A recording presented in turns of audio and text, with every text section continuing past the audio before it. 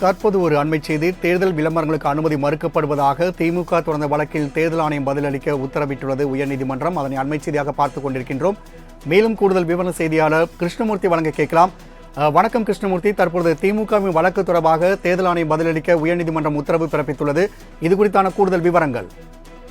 வணக்கம். தேர்தல் ஆணைய விதிகளின்படி தேர்தல் விளம்பரங்களுக்கு அனைத்து கட்சிகளும் தேர்தல் ஆணையத்திடம் முன் அனுமதி பெற வேண்டும் என்றும், அவ்வாறு அனுமதி கேட்கும் விளம்பரங்கள் தொடர்பான விண்ணப்பங்களை 2 நாட்களில் பரிசீலித்து அனுமதி தர வேண்டும் என்பது விதி உள்ளது. மக்களவை தேர்தலை ஒட்டி இந்தியாவை காக்க ஸ்டாலின் அழைக்கிறேன் என்ற தலைப்பில் திமுக சார்பில் விளம்பரங்கள் வெளியிடப்படுவதாகவும், திமுகவின் இந்த தேர்தல் விளம்பரங்கள் சிலவற்றுக்கு அற்ப காரணங்களை கூறி தேர்தல் ஆணையம் அனுமதி மறுப்பதாக கூறி அக்கட்சியின் அமைப்பு செயலாளர் RS பாரதி சென்னை உயர்நீதிமன்றத்தில் வழக்கு தாக்கல் செய்திருந்தார். இந்த மனுவில் திமுக விளம்பரங்களுக்கு முன் அனுமதி அளிப்பதில் தேர்தல் ஆணையம் 6 நாட்கள் வரை காலதாமதம் செய்து வருவதாக குறிப்பிட்டிருக்கிறார். தேர்தல் ஆணையம் நியாயமாகவும் நேர்மையாகவும் செயல்பட வேண்டும் என்றும், திமுகவின் விளம்பரங்கள் தொடர்பான முன் அனுமதி விண்ணப்பங்களை நிராகரித்த தமிழக தேர்தல் அதிகாரி உத்தரவுகளை ரத்து செய்து விளம்பரங்களை அனுமதிக்க உத்தரவிட வேண்டும் என்றும் அந்த மனுவில் கேட்டுக் கொண்டுள்ளார்.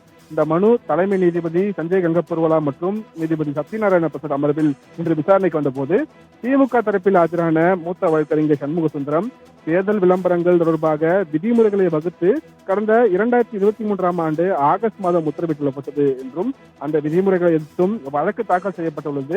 வீடியோ விளம்பரங்களில் ஆட்சேபத்துக்குரிய கருத்துக்கள் இடம்பெற்றிருப்பதாக கூறி விளம்பரத்திற்கு ஒப்புதல் மறுக்கப்பட்டுள்ளது என்றும் அவர் தரப்பில் வாதங்கள் வைக்கப்பட்டது. மேலும் விளம்பரங்களுக்கு அனுமதி மறுத்து மாநில அளவிலான குழுக்களின் முடிவை வைத்து உச்சநீதிமன்றத்தில் தான் மேல்முறை செய்ய முடியும் என விதிகளில் குறிப்பிடப்பட்டுள்ளதாகவும், அந்த விதிகள் 2004ஆம் ஆண்டு தேர்தல் வரைதான் அமலில் இருந்தது எனவும், இந்த விதிகளின் மூலம் உயர்நீதிமன்றத்தின் அதிகாரத்தை பறிக்க முடியாது எனவும் அவர் தரப்பில் விளக்கம் அளிக்கப்பட்டது.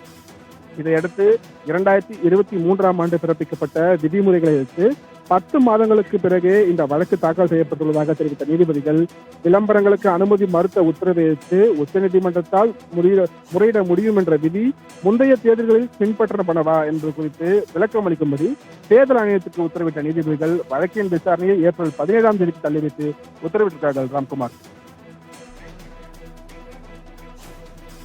தகவலுக்கு நன்றி கிருஷ்ணமூர்த்தி.